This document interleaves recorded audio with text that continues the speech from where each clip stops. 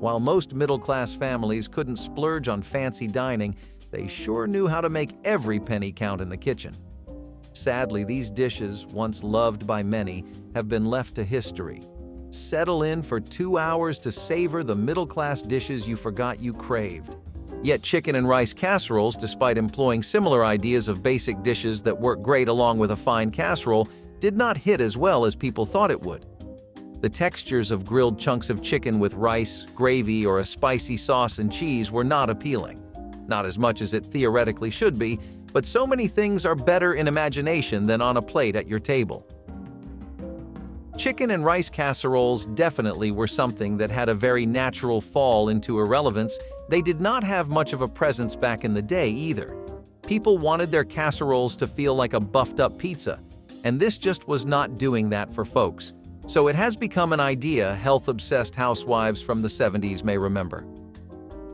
Cozy hearty food went to its golden age with the advent of tamale pies. Tamale pies were a casserole dish that included enchilada sauces, tamales, ground beef, cheese, and a spicy tomato sauce. And of course, something for the crunch, which cornmeal crust did a great job at providing. Nothing rivaled the sensation of a good tamale pie, which you could find in any respectable restaurant, especially in cities in the Southwest. Most of these savory-type dishes that challenge the tame spice tolerance of an average Joe get popular down south. Perhaps they could share their flair for spice with other regions of the USA someday. Unfortunately, the dish reminded a family tradition after its days in the spotlight and dwindled from kitchens, now largely being a fond memory. Buttered grits, a Southern staple, originated in colonial America. This simple yet beloved dish is usually served as a side or base for other toppings. Made from ground corn, grits are cooked with water or milk until creamy. Then butter is added for richness. The dish is synonymous with Southern cuisine, particularly in Charleston, South Carolina, known for its love of grits. Grits are remembered for their comforting texture and versatility, which made them a popular breakfast dish in the 1970s. Traditional or unusual toppings like cheese, shrimp, or gravy enhance the dish. The dish's cultural significance lies in its association with Southern hospitality and hearty breakfasts. In some Southern states, grits are even considered a delicacy and are often served at special occasions and celebrations. Cheese canapés continue the trend of this list's cheese-based starters, as it is another appetizer that was elevated for the middle-class American taste buds via cheese. In fact, they were pretty popular at fancy upper-class parties because the cheese biscuits were perfect to munch on mid-conversation. Cheese canapés would be made up of open-faced biscuits with garlic herbs and cheddar cheese or cream cheese. Taste-wise, it resembled a little explosion of cheese in your mouth with just the perfect amount of crunch, similar to nachos. Even fancier variants of the dish would involve smoked salmon or onion jam served alongside with it. When used in combination with other foods like that, it stood out but not long enough to stay in recent memory. Cheese sandwich loaf is exactly what it sounds like, with a lovely helping of cream cheese to add to the experience. Cheese lovers watching right now must have been wondering when a sandwich would make its debut. Let's just say we saved the best for last, and that is not an exaggeration because this sandwich was downright heavenly. Arguably the king of the pile, and that is one extremely competitive title to claim, versions of this sandwich would still influence loaves and other sandwiches in recent history. One for every kind of festivity you can think of or on boring Saturday nights. Cheddar cheese was a very popular pick, but people went with many, and it gave each state its own flavor profile. Nowadays, it is hard to find the exact version of this you would see back in those days because it changed heavily later. Pickles come in pairs with olives, so it is only right to mention cream cheese and olive sandwiches next. Cream cheese was an ingredient that was already a staple in many American homes because of its popularity in desserts around the 1970s. Olives are, well, olives, and if you do not have a bottle always ready to go, you need to reevaluate your grocery shopping list for this month. Mixing the two made both substantially better, like those power-ups Iron Man gets whenever he puts on a bulkier suit. If people felt really fancy, they would put the olives on the stove for a while and have them fried. Not only was it great on its own, but people also did not stop at just frying. Both of them made for really awesome toppings on meat-based sandwiches. We would not mind seeing more olives on our plate today for sure. They are a classic we feel work in any era. In the 1960s and 1970s, Italian-American communities fried their zucchini. This meal later faded off in the 1980s after serving families for over 30 years. The sliced zucchini was coated in seasoned flour or breadcrumbs and fried until crispy. Preferences vary, though. Some do not like the deep brown version and would scoop it off the oil while it's still white. Others would cut their zucchini in stripes, while some would make round shapes. Until it faded off, fried zucchini was a favorite appetizer at Italian family dinners and was even passed down in family cookbooks. We all love to sneak off crumbs of dough while baking, but have you ever tried frying some? Citizens of the US did in the 20th century, but they were not the only ones. This snack can be traced to as early as 8000 BC in China and Egypt. Fried dough was crispy and golden on its exterior and fluffy and white inside. It made a loud crunch when you bit into it and left your tongue with a sweet aftertaste. To prepare this, the dough was shaped into rounds or strips and fried until golden, then dusted with sugar. It was served at fairs or carnivals across the US and was loved by all classes of people, including little kids. It was also known by various names like elephant ears or beaver tails. You would not believe this, but many years ago in the 1980s, fried ice cream was a popular meal in Mexican-American cuisine. It was also found in some Japanese restaurants. However, there is also some evidence that the Chinese enjoyed this snack back in the 1800s. Fried ice cream is simply ice cream coated in batter and fried to create a crispy shell. And the best part? It never melted. This sweet treat was the ultimate dessert, where a crispy shell hit a cold, creamy snack. All you needed was ice cream, batter, and oil. It was typically enjoyed by children with sweet tooths in middle and upper-class homes up until the 2000s, which was not very long ago. Cheese wafers were another snack that was impossible to miss at most family tables or eat-outs of any kind. Light, thin, but flaky and fluffy. Cheese wafers hit all the right spots to make your five senses say, "Yup, I'm eating all of that." Cheese wafers can be best described as cheese cookies or thin cheese crackers, which were made from dough kneaded into a cookie shape and baked. Time-efficient and easy to make in the dozens made this a beloved choice for any kind of family, especially in the southern parts of America. To add some variety to the dish, folk would sometimes add paprika or different peppers to enhance the savory flavor. Despite its solid stay in the history of America's snacks, it faded away or became commercialized. Original recipes that involved making them from scratch are a thing of the past. Cheese enchiladas would be tossed, fried, and baked with everything from red sauces to cheddar cheese and mushrooms. Every ingredient typically associated with pizza has found its way into some cheese enchilada recipes. Iowa particularly loves the flavor bomb that this dish is because it has spice, it has gooey sweet cheese, and it has the perfect amount of flavor from seasonings. Of course, it was going to be a mainstay in many places besides just Iowa. Most of the items on the list so far are similar to appetizers or snacks, however, this was its own meal. Best part about it is that it worked with any kind of cheese store-bought or farm-grown. In fact, experimenting with cheeses added variety to a beloved dish in the 50s. Cheese and cracker trays are simple and elegant party platters featuring assorted cheeses and crackers. This versatile appetizer lets guests mix and match flavors to their liking. The tradition of serving cheese and crackers likely dates back to the 19th century when cheese was often served as part of a dessert course. Cheese and cracker trays typically include various cheeses like cheddar, brie, and blue cheese, paired with assorted crackers, fresh fruit, or nuts. The key to a great cheese and cracker tray is variety and presentation, balancing flavors, textures, and visual appeal. This appetizer is a classic choice for wine tastings, holiday parties, and casual gatherings, allowing for easy customization and encouraging socializing.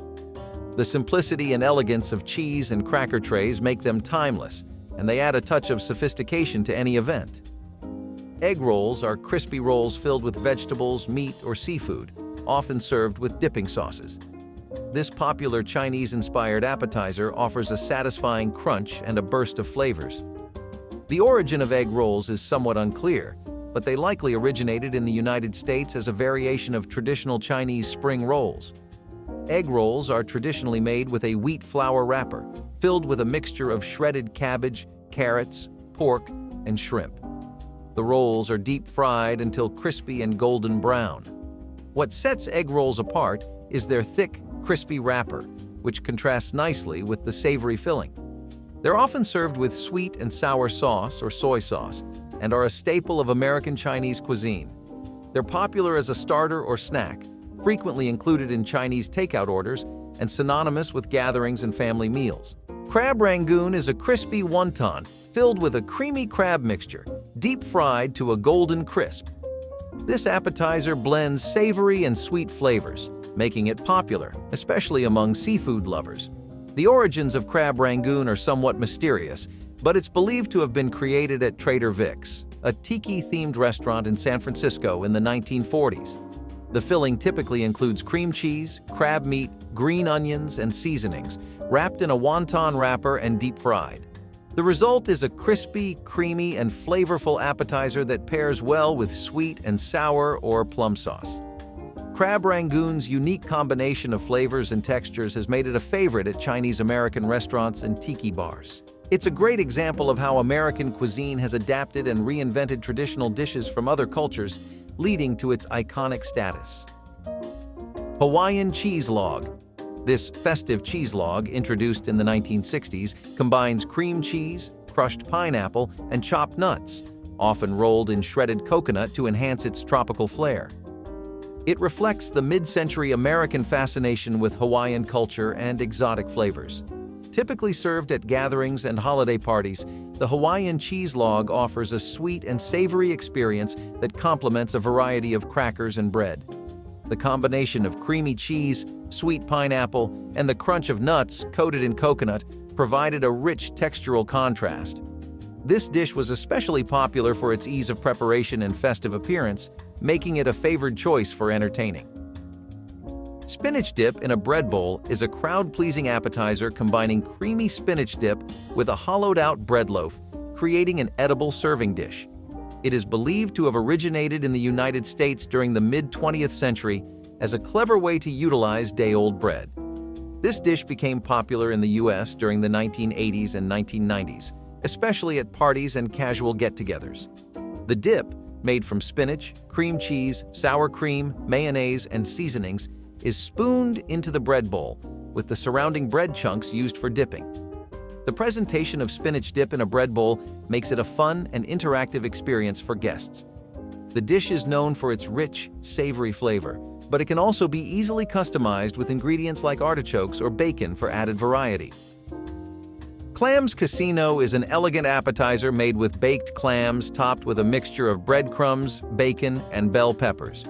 This dish originated in the U.S. in the early 20th century, particularly in Rhode Island, where it was created at the Narragansett Pier Casino. The clams are typically topped with a mixture of breadcrumbs, butter, garlic, parsley, and diced bacon, then broiled until golden and crispy. Clams Casino is often served as an appetizer at upscale restaurants and fine dining establishments. The dish was named after the casino at Narragansett Pier, highlighting its connection to elegant dining. The combination of tender clams, crispy bacon, and savory breadcrumbs creates an indulgent appetizer that's well loved for its sophistication and memorable flavor. The dish often features in high-end dining experiences and special occasions. Cheese puffs, also known as gougères, are light and airy pastries filled with cheese, making for a deliciously savory treat. This French-origin appetizer dates back to the 18th century and is typically made with choux pastry mixed with grated cheese, often Gruyere or Emmental. The dough is piped into small rounds and baked until golden and puffy. The result is a delicate exterior with a cheesy, flavorful interior. They are often served warm, as the cheese filling is best enjoyed when slightly melted. Cheese puffs are particularly popular at parties and wine tastings because they pair wonderfully with various beverages. The combination of crispness and cheesy goodness makes them irresistible. Their light texture and rich taste make them a perfect start to any gathering or a delightful snack, ideal for sharing with friends. Let's be honest, No one did casseroles quite like the Southerners, and their classic cornbread casserole spoke for itself. Cornbread has been a staple in many grandma's kitchens for generations. It's often passed down through family recipes, with each grandma adding her own unique twist. This is one of the most famous members of the casserole families and was a staple at family dinners and potlucks. The best part? Anyone could make it. Yes, it was that easy. You just had to mix the ingredients, pour them into a baking dish, and let the oven do the work. It was a great everyday dinner, especially for busy cooks looking for a fuss-free meal. You could also customize this casserole and experiment with different types of cheese. Speaking of cheese, does anyone here remember the infamous cheesy broccoli rice casserole? I'm sure you have childhood memories of running away from this one because of the broccoli. Yeah, wasn't broccoli everyone's biggest enemy growing up? Well, this casserole made you hate the green veggie a little less. The cheese topping was used to hide the greens in the dish and trick kids into eating this bad boy without making any fuss. You had to get your nutrients in one way or another, and this casserole made it 10 times better. Broccoli is packed with nutrients like vitamins C and K, fiber, and antioxidants. This casserole turns the nutritious vegetable into a kid-friendly dish that the whole family can enjoy. Now, let's hit pause on the hearty casseroles and turn our attention to a timeless classic: chicken pot pie.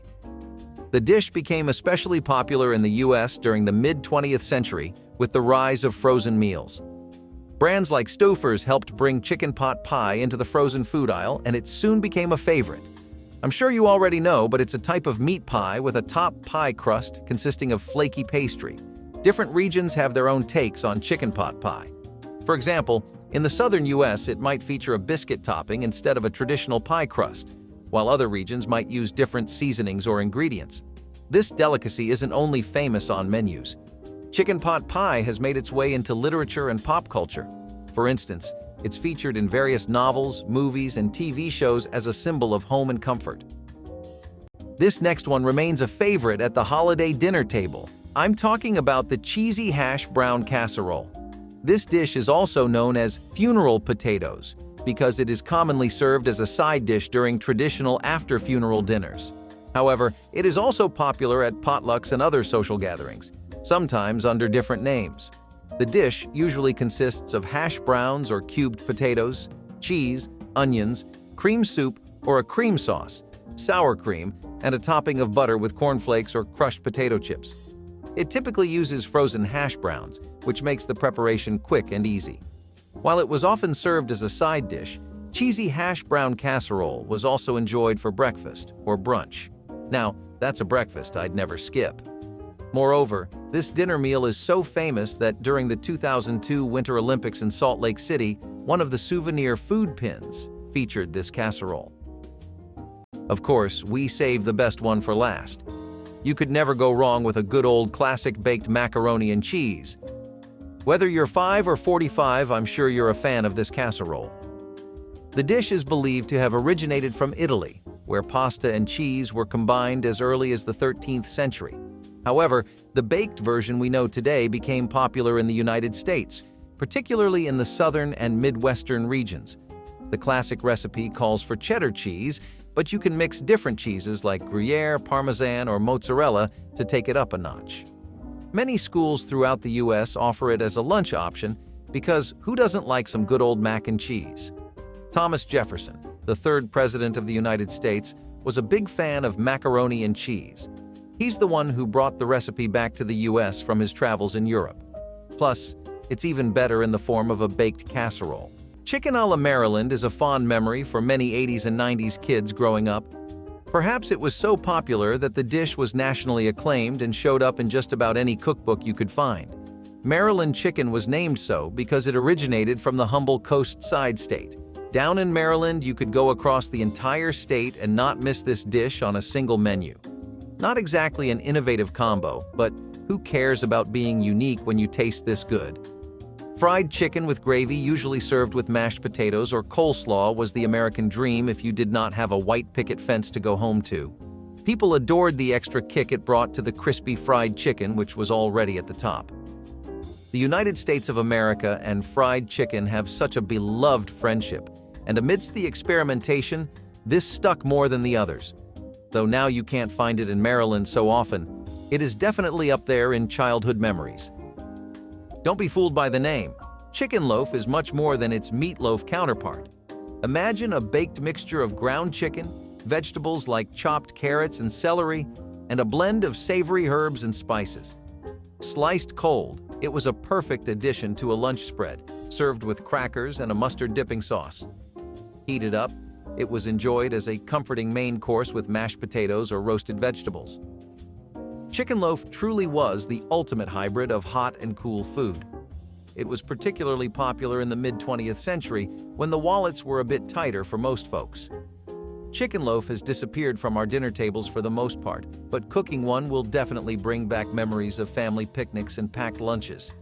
If you ever want to take a trip down memory lane, this would make the perfect comfort food for the ride. Forget the frozen pot pies filled with questionable ingredients. This chicken pot pie with biscuit crust was a masterpiece. Imagine a flaky, golden biscuit crust that shatters with a satisfying crunch. But the star of the show was what was inside the biscuit. Tender chicken pieces with vegetables like carrots, peas, and green beans and flavorful gravy. Chicken pie with biscuit crust was particularly popular in rural areas, where there were limited food options and people had to whip up dinner with whatever they could find. Now, it wasn't really a modern dish, so it couldn't keep up with other chicken dinners that made their way into our dinner tables. As a result, the chicken pot pie started becoming less and less common before it completely disappeared. Don't confuse this one with the dessert because chicken mousse is a savory meal all the way. It is a light, airy pâté made from chicken and often served as an appetizer spread on crackers or toast. Chicken mousse was particularly popular in the early to mid-20th century. It was nothing like your classic chocolate mousse made out of stiffly beaten egg whites or whipped cream. This was a whole other story. The preparation involved pureeing cooked chicken with cream, gelatin, and seasonings, then chilling the mixture until set, giving it a mousse-like texture. People usually go for chocolate mousse, so this bad boy has become a rare find. Last but not least, chicken soufflé was the baked dish of all our dreams. The preparation involved making a rich chicken mixture, often with cream and vegetables, and folding it into a fluffy egg base. The mixture was then baked until risen and golden brown, resulting in a light and airy soufflé. This was also another French classic that made its way to the United States of America. It's rare to find now, but that doesn't mean you can't whip it up in your kitchen. It's pretty easy to make and will leave you and your guests coming back for more. So, tamales are a labor of love, but thanks to Grandma, this tamale pie was a much easier way to enjoy the flavors. This casserole caught on like fire in the early 20th century, particularly in the Southwest, where Mexican influence was strong. Just like most casseroles on the list, this one-dish wonder was also a creation of the Depression era. Some versions of this pie started out as a way to use up leftovers, such as bits of meat, vegetables, and even leftover chili. But hey, no one complained because the end result was a delicious dinner. Many families have an heirloom recipe for this casserole passed down from generation to generation. So if this casserole brings back memories from your childhood, it might be time to give Grandma a call. She could be holding on to a secret recipe that she's finally ready to pass down to you. Let's start the video with a classic, the Johnny Marzetti casserole. If you grew up in Ohio, I'm sure you've had this beef and macaroni casserole. Now, this casserole was named after a real person. Johnny Marzetti was named after the brother of Teresa Marzetti, an Italian immigrant who opened a restaurant in Columbus, Ohio in 1896. This dish was the restaurant's most popular offering and soon became the talk of the town. In the 1950s and 1960s, Johnny Marzetti was a common item on school lunch menus in the Midwest. That's because of its kid-friendly ingredients. The best part about this one was that it could be made in advance and baked just in time for dinner, which means you didn't have to visit Grandma for this one every time. The key to a good Johnny Marzetti was the cheese blend. It was typically made with a combination of cheddar, provolone, and Parmesan cheese. Next up, we have the Shipwreck Casserole. If you think this name's creative, keep watching, because some of these casserole names will leave you scratching your head. So, the shipwreck casserole was a go-to for families during tough economic times because it was simple, budget-friendly, and made with ingredients that were often already on hand. The name shipwreck referred to the hodgepodge of ingredients tossed together as if it were a shipwreck of a meal. Grandma's pantry was almost always stocked, but during the hard times, even she had to make do with whatever was available. This delicious casserole was versatile and typically consisted of ground beef, potatoes, onions, and canned tomatoes, with the occasional addition of baked beans or vegetables like carrots and green beans. Let's head on over to mulligatawny soup for a second since we're discussing soups anyway. This is another example of America dipping its fingers into the flavors of the subcontinent because this is a dish right from the cookbooks of India. It actually became popular during the colonial period of the British, and that's how it first spread to America. Places like Jackson Heights or Berkeley are places loaded with Indian and British communities, street food stalls, and restaurants, so you can always smell mulligatawny soup around the corner. It's aromatic after all, since you have all those curry spices and apple sweetness being put to work. Also, between you and me, anything with coconut milk gives off a scent that really gets around a whole city block. The reason home cooks with crockpots started adapting it into their weekly routine was because despite it being a soup, it's a bit like a stew too, since it's made with a chicken or lamb base. The cream at the end that you add gives it more of a stew-like feeling too, and it's definitely something that American homes that live next to subcontinental communities got used to making. It's a little sad that something so good and tasty has been forgotten though, but here's hoping we see an eventual comeback one of these days. Soups and curries not to your liking? Let's head to the Indonesian side of things, where we can find popular recipes like satay chicken, which used to be headliners for most cookbooks back in the day. Los Angeles has this area known as Thai Town, and San Francisco also has its own Chinatown. I bring these places up because they acted as footholds for dishes and cuisines like these to make a name for themselves and spread to the wider audience in America. Most of the time, these dishes did manage to gain a niche following. But that was the problem. It only ever stayed niche because it never lasted long enough to break into the mainstream.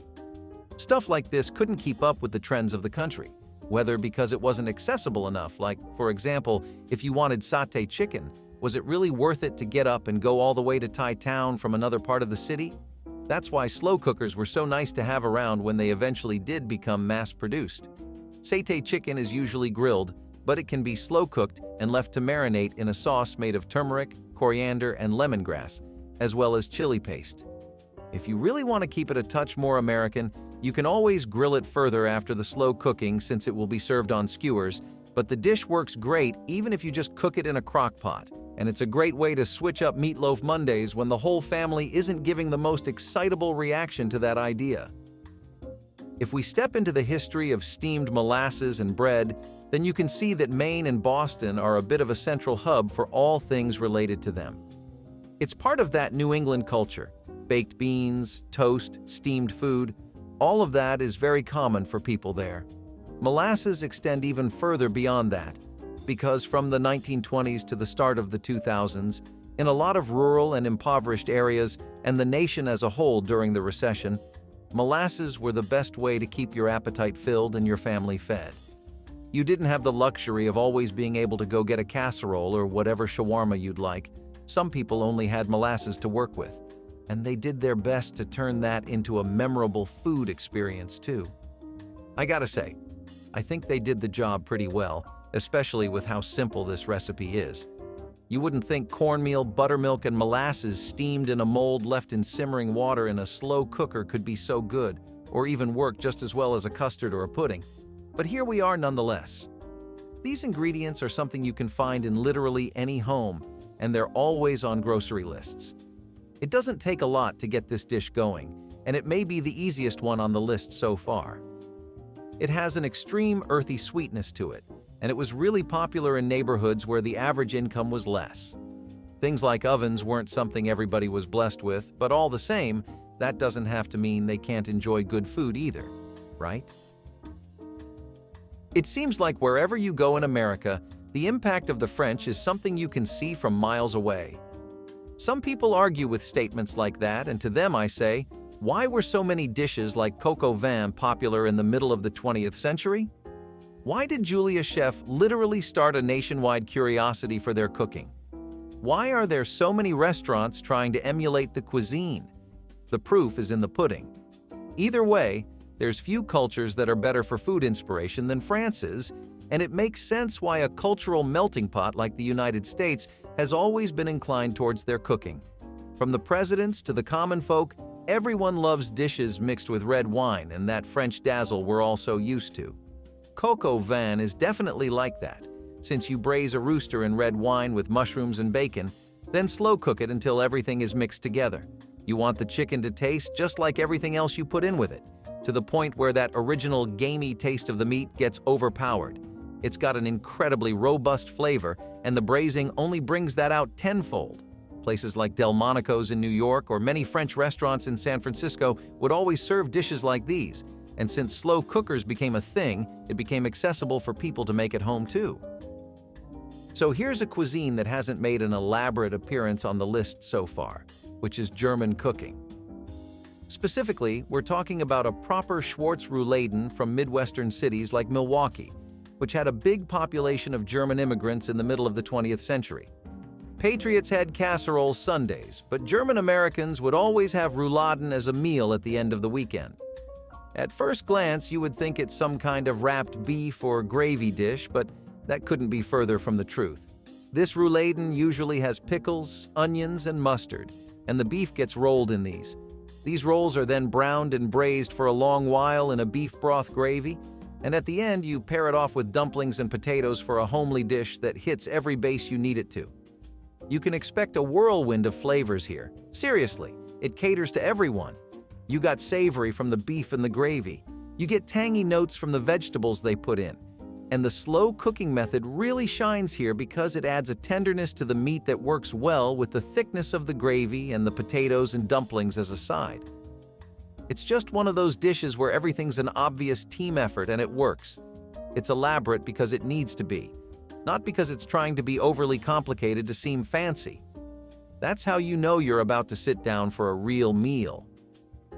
I'm going to take all of you for a spin through a German's taste buds one last time while I still have you here. Remember how I just went over areas with high amounts of German immigrants? Some of those, like Pennsylvania Dutch country, Chicago, and Baltimore, had this one unique dish that was even a bit of a gate-kept secret back in its heyday. That's Sauerbraten, a marinated beef roast in vinegar, sugar and water with spices that's left for several days. Then it's slow-cooked and braised even further and served with a gravy made from the marinade. You get the picture. This is one time-consuming dish. Definitely a commitment. How'd slow cookers change that? It basically cut the entire several-day aspect and turned this into an accessible standalone dish that could make itself really. You'd put it on the crock pot and just pass the hours by as it braised, no need of any attention or supervision. You gotta take what wins you can in life. And a roast that's this easy to make is definitely one worth keeping. Apple pies are arguably the oldest dessert in all of America, so offshoots like apple nut bread pudding obviously got a lot of love too. It was an everyday meal in the same Dutch county we just talked about, and it was a great way of using stale bread without wasting it. Cinnamon and nutmeg were all you needed, and the highlight of this dish, both in the recession and in the post-war period, was that it let you make sure even stale bread in your household was used. Being able to make a meal out of ingredients you thought weren't good anymore is a great way to keep budgets in control and still serve dinner, and that's why this dish got into so many cookbooks. Maybe some of that was a ploy by the government.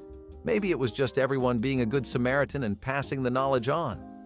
Either way, this delicious sweet bread pudding is a lifesaver for many, and slow cooking makes the entire preparation process basically a non-actor. Now, don't you agree that crockpots are the kitchen's magic maker? If you enjoyed this video, like and subscribe for more content. Grandma Olpa's apple pie is a classic that only grandmothers are aware of or know how to make, despite it being pretty simple.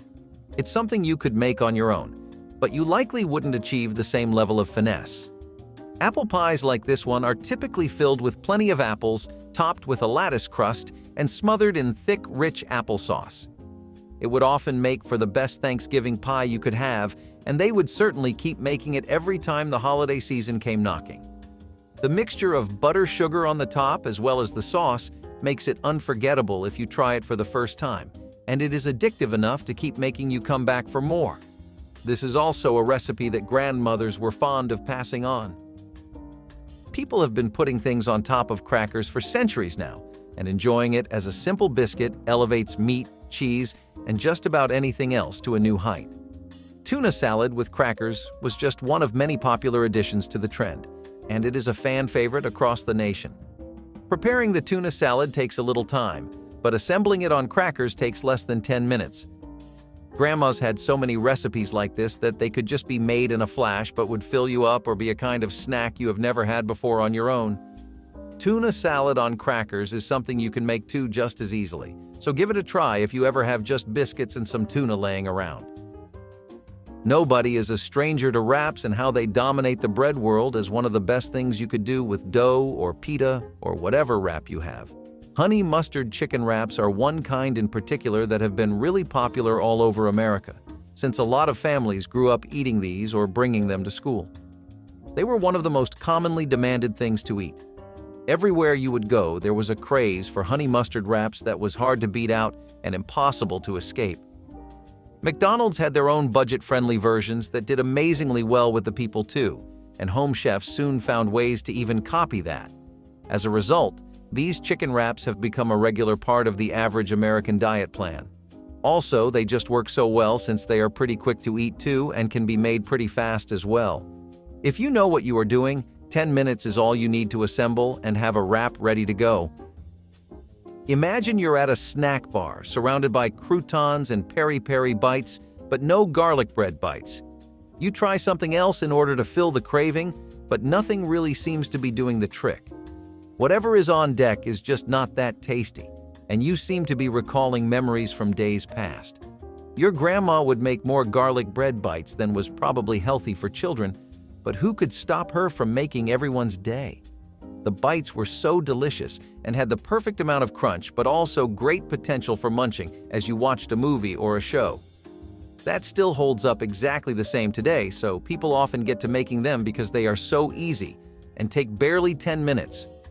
Watch out, because this just might take popcorn out of your rotation if you have not experienced its magic before. While we're on the topic of bizarre, meaty meals, Hog's Head cheese is another crazy one on the list. Now, don't let the name confuse you because the meal doesn't contain any cheese or in fact any dairy products at all. It is made with flesh from the head of a pig, typically set in aspic and usually eaten cold, at room temperature, or in a sandwich. The parts of the head used do not commonly include the brain, eyes, or ears, but everything else? It's all in there somewhere. This unique meat jelly originated somewhere in ancient Germany and instantly made its way to other parts of Europe. Many recipes use a bit of lemon juice to add a bit more flavor to the jelly. It's not a part of our dinner tables anymore, and I don't know about you, but a lot of people want to keep it this way. Can you imagine Thanksgiving without your grandma's famous turkey roast? Well, back in the day, roast goose was the traditional holiday dish. It was cooked using dry heat with hot air enveloping it evenly on all sides. Now, this is a dish I can get behind. Juicy, crispy skin, tender meat, and a flavorful stuffing. What's not to love? This dish was normally served with plum sauce to augment its flavor. It was particularly popular in England, where it was often served with applesauce and bread sauce instead. In Guangdong and Hong Kong, roast goose was a variety of siu mei, or roasted meat dishes, within Cantonese cuisine. It was made by roasting geese with seasoning, often in a charcoal furnace at high temperatures. This dinner isn't common anymore, but with a little effort, you can still find fresh goose and recreate this classic dish at home. Perhaps it's time to give the good old goose a chance to shine again. Sheep's head stew. Now, this is where things get a bit adventurous. This dish, once a staple in many cultures, involves cooking the entire head of a sheep, including the brain, eyes, and tongue. Yes, including. This one is a Scottish delicacy, also known as powsowdy, and was whipped up in Edinburgh, Scotland. Don't confuse it with the other powsowdy, which is a term for milk and meal boiled together. Dried peas and barley are other common ingredients used in this meaty dish. Sheep's head stew was often enjoyed in rural areas where nothing went to waste. Skinning the head and preparing it for the stew is a time-consuming task, and it can get messier, but if you manage to pull this one off, it is definitely worth getting your hands dirtier than usual. Braised oxtail is proof that our ancestors really knew how to make the most of every part of an animal. An oxtail typically weighs around 8 pounds and is skinned and cut into shorter lengths for this Italian cuisine. This meat is slow-cooked in red wine and braised with vegetables such as carrots, tomatoes, and even lima beans. Oxtail is packed with collagen, so this dish was also used by many women of the Victorian era for younger-looking skin. Many women used to throw parties just to serve it. They took "eat your skincare" to a whole other level. While the word once meant only the tail of an ox, today it can also refer to the tails of other cattle. Today, this dish is a gourmet delicacy, but back in the day, it was every middle-class worker's dream. Love it or hate it. There's no denying that haggis is a unique and iconic dish. So, what does this dish consist of, you may ask? Well, this Scottish dish is made from sheep's heart, liver, and lungs, mixed with oats and spices, and cooked in a sheep's stomach. Yes, you heard that right. Robert Burns' poem Address to a Haggis of 1786 made this meal Scotland's very own national dish and a literary classic. It is traditionally served with turnips and potatoes.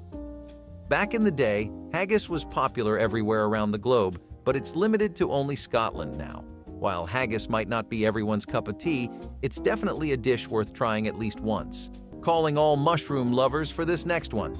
Chicken a la king on toast was a creamy, savory dish often served on toast. It was made with chicken, mushrooms, and bell peppers in a sherry cream sauce. It was created by Delmonico's chef Charles Ranhofer as chicken a la Keene in the 1880s, named after Foxhall Parker Keene. This dish became a popular choice for elegant luncheons and dinner parties in the early to mid-20th century. Many versions of his meal exist, with some being served over rice instead of toast. As healthier and more nutritious meals caught on, this chicken a la king fell out of flavor. It's still the perfect dish for a dinner party, so if you're ever feeling nostalgic, don't be shy to look this one up. It's not that hard to make. This dish might sound a bit unusual, but trust me, once you eat this chicken salad mold, there's no going back. This unique dish involved setting chicken salad in gelatin.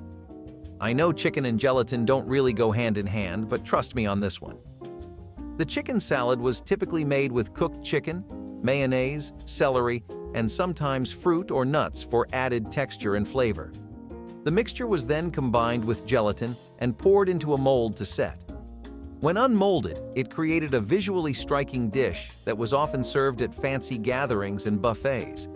Chicken salad molds were especially popular in the mid-20th century, back when the world was obsessed with gelatin-based dishes.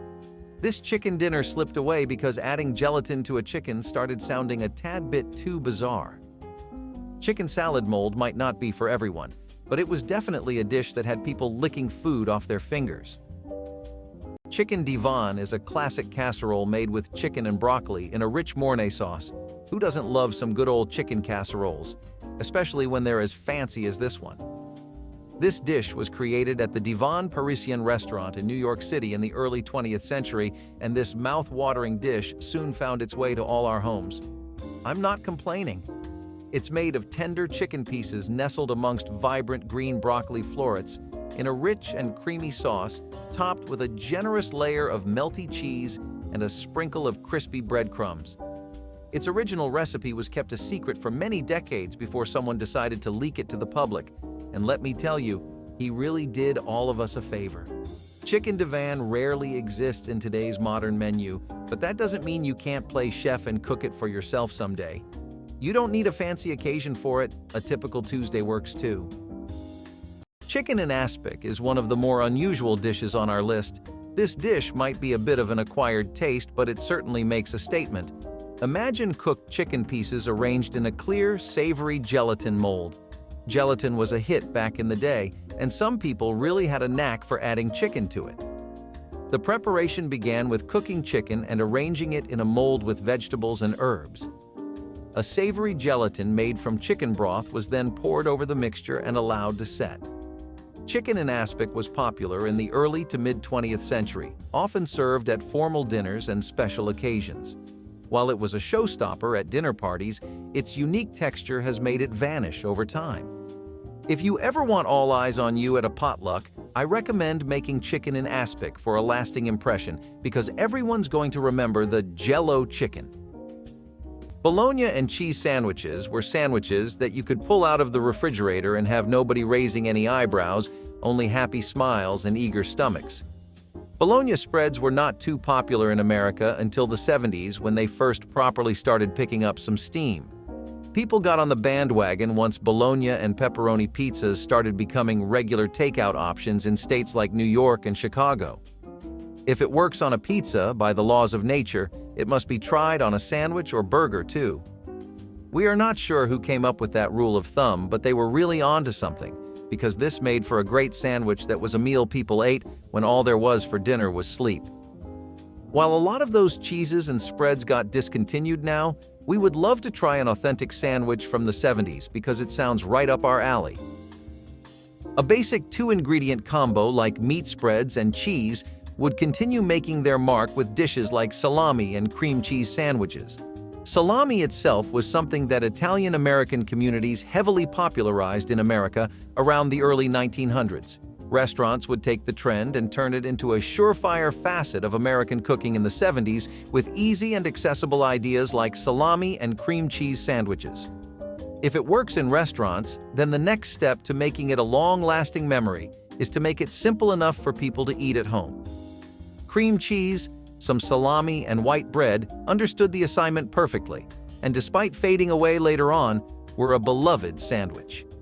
If you had any Italian family or were in a primarily European neighborhood, you could definitely expect to catch a whiff of these around the block. Maybe cheeses used to be stronger then? Either way, we would love to try this sandwich from the 1970s. Sardine and mustard sandwiches are as basic as they sound and much better than you might initially give them credit for. Be realistic and think about a post-Depression era America where a lot of neighborhoods and homes were still reeling from the effects. Dollars could buy a bit more and went back to their usual strength, but everything was a bit touch and go for a while, and dishes like sardine and mustard sandwiches were the cure. Even more attractive than the taste was the price of this beauty, because for about $1.50 you had yourself a solid meal. Many labor workers like your friendly neighborhood forklift or dock workers might remember eating these during their lunch breaks. People would usually spice it up with other vegetables, toppings, and peppers to make a proper feast out of a cheap thrill. And we would like to join the fun too. Continuing on our Potato Express train, we have mashed potatoes with sour cream and chives. Mashed potatoes had one problem that very few things, food or otherwise, in history do have, and that was suffering from success. It was too good, the flavor was too great, and it even looked delicious. Eventually, people started to get a little bored of having the same amazing flavor always and wanted to know what more they could do with it. Thus began a very long rabbit hole of adding random ingredients to mashed potatoes, which was a mixed bag, historically speaking. You had some absolute train wrecks, but among the heap, you would find gold like sour cream and chive mashed potatoes. Something that redefined what it meant to have a lazy Sunday or a movie night. Families adored this simple wonder. What it brought to the table was happiness for like $4.50. As America explored the rabbit hole even deeper, it would leave dishes like this behind, which sucks for us. One holiday favorite was oyster stew, and we know this might sound a lot more high maintenance than mashed potatoes and some chives, but bear with us. We are not talking about just any watery stew with some half-fresh veggies thrown in.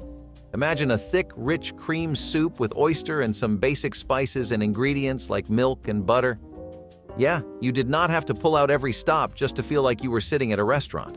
When you were tired and wanted a soup to put some of the youth back in your 20s, oyster stew could be made simply in 20 to 30 minutes and did the job perfectly.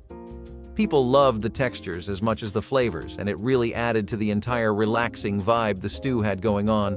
Sadly, people look to different broths for their relaxation now as America changed its soup tastes. Forget maritime memories and bowls of dumplings or potatoes. Let's talk about stuffed cabbage rolls. Cooking cabbage was something that was not so popular down in the South, but more so on the West Coast. People would take these cooked cabbage leaves and wrap them around every kind of filling you could imagine: ham, chicken, beef, or bacon, and even cheese. Maybe some of you might agree that America does not know when to leave things alone.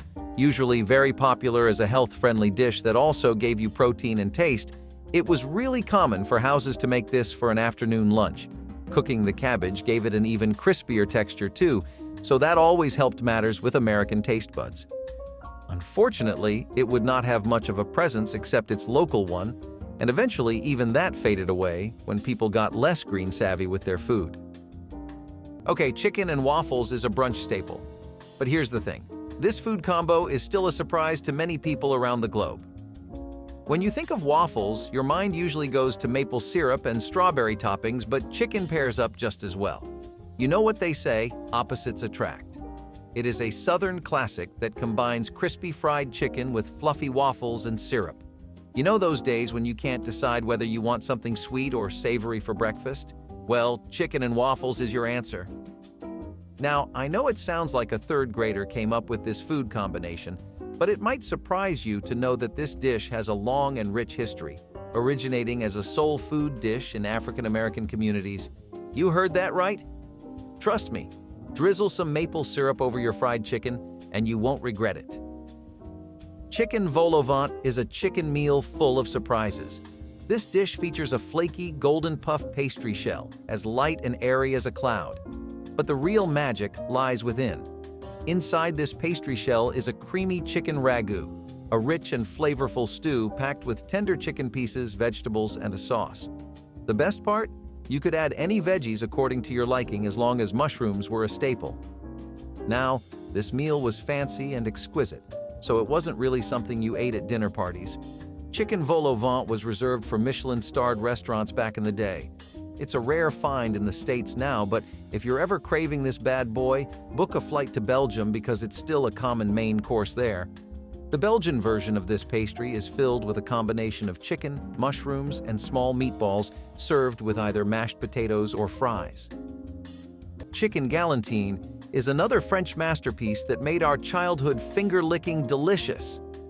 Now, this dish wasn't for the weak because making it required blood, sweat, and tears. The preparation began with carefully deboning the chicken, then filling it with a mixture of ground meat, herbs, and sometimes nuts or fruits. The stuffed chicken was then rolled, tied, and poached until cooked through. Once cooled, it was sliced and served, often with a side of aspic or a rich sauce. Chicken galantine was particularly popular in the 19th and early 20th centuries when sophisticated dinners were all the rage. Today, chicken galantine is more likely to be found in old cookbooks than on dinner tables, and that's all a courtesy of easy meals such as instant cook ramen. Who wants to spend hours making a chicken email when you can whip up ramen in the microwave in just a couple of minutes? Well, if you've got a hard-working bone in your body, you might really want to try this one. It won't disappoint. This dish was straight out of the dream of every chicken lover. Curried chicken salad was a dish on the healthier side of the spectrum. It was a classic chicken salad infused with warm curry powder. Mayonnaise was a crucial ingredient on the list for this one, but don't you worry, you barely tasted any with all that curry flavor rushing through. Curried chicken salad was particularly popular in the mid-20th century and was often served at luncheons and picnics. Now, as many more popular chicken dinners have emerged, curried chicken salad has become a hero of the past. But it truly was the dish of every chicken and salad lover's dream, and you know what that calls for? A comeback. Come on. We're running out of healthy options by the minute, so it's never too late to visit lost gems of the past. Similar to chicken croquettes, chicken rissoles were another way of using up that leftover chicken in the fridge. However, instead of a breadcrumb coating, rissoles take a more fancier approach. We're talking rich, buttery pastry dough with a mixture of minced chicken, vegetables, and herbs. These were a fan-favorite finger food and a hit at parties and gatherings. They originated in France in the early to mid-20th century and dominated European countries, with different countries coming up with their own unique versions. Here's the thing though, Chicken rissoles aren't the easiest to make, so if you ever want to give them a try, call your grandma. A nostalgic bonding experience over cooking rissoles? Count me in. Chicken pudding may sound strange, but it was pretty much a steamed chicken casserole. Now it made it to our list, so there's got to be more to it, right? It wasn't your typical chicken casserole. This dish involved mixing cooked chicken with breadcrumbs, eggs, and seasonings, then steaming the mixture until set. The result was a savory, pudding-like consistency that was both comforting and filling.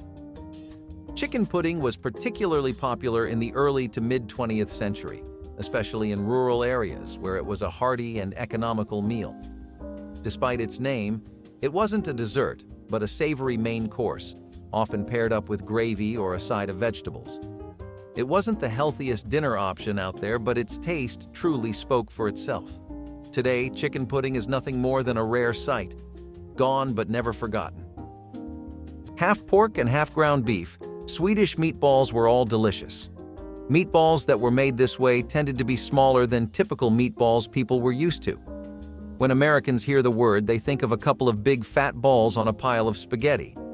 Now we know that Swedish meatballs were smaller, but as a result, they had a denser flavor that lasted much longer.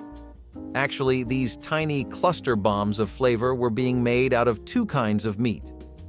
Add an incredibly thick gravy with a potent meatball sauce and a cabinet's worth of spices to the mix.